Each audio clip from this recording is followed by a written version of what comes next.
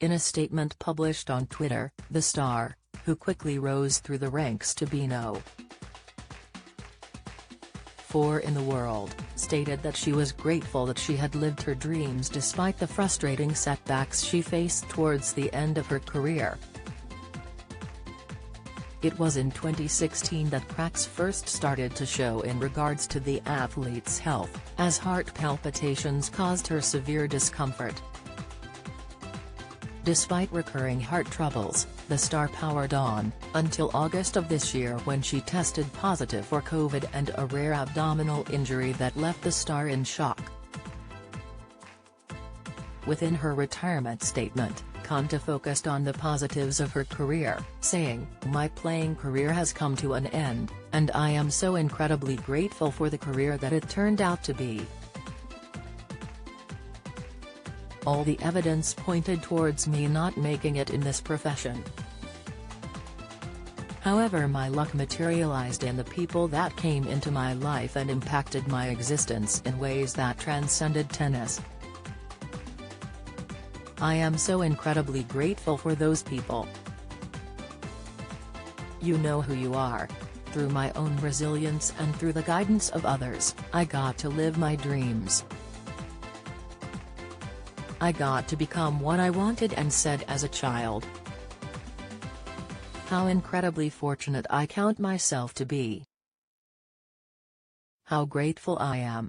New COVID variant fears. There are 2 COVID symptoms in fully vaccinated to spot." Her retirement comes ahead of the Australian Open, where Konta would have had to compete to qualify, but the star detailed how she now regularly suffers from heart palpitations and feeling lightheaded, disrupting her ability to make it through a single game. Just 10 minutes into a match against Marie Buzkova back in 2019, Konta needed medical assistance. Looking flushed, breathing heavily and unable to cope with the extreme humidity of Kentucky, the star had to be checked over in order to make sure she was fit to play. Addressing these health issues after, the star revealed that this was not the first time she had experienced such symptoms. "I sometimes have heart palpitations. Basically my heart rate just shoots up for no reason. It makes me a bit lightheaded. I just needed to see the doctor and the physio to see where it was at. It was very, very high. Dementia breakthrough, the daily food to eat that strongly reduces risk of decline, insight arthritis, 4 foods that are big inflammation triggers, how to avoid joint pain, tips blood pressure pills were called after chemical found with potential link to cancer." Latest, the first time it happened was in Birmingham in 2017, the second time was in Beijing 2018, actually in the evening match that day. The third time was 3 months ago, when I was doing my practice block on the clay at home in London. So I wouldn't say that there's a massive common denominator. It's been under stressful situations, it's been under actual no-stress situations.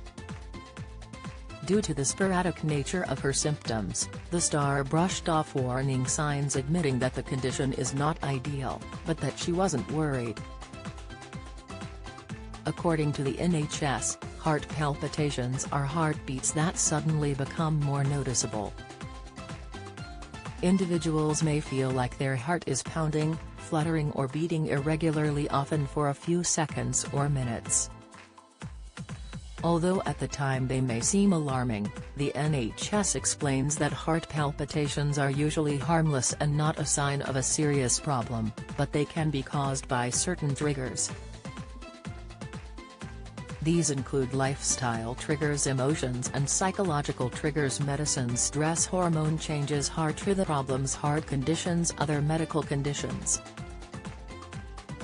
After turning down the COVID vaccine earlier this year, Konta tested positive for COVID, which she said was the worst illness she had experienced in a very long time.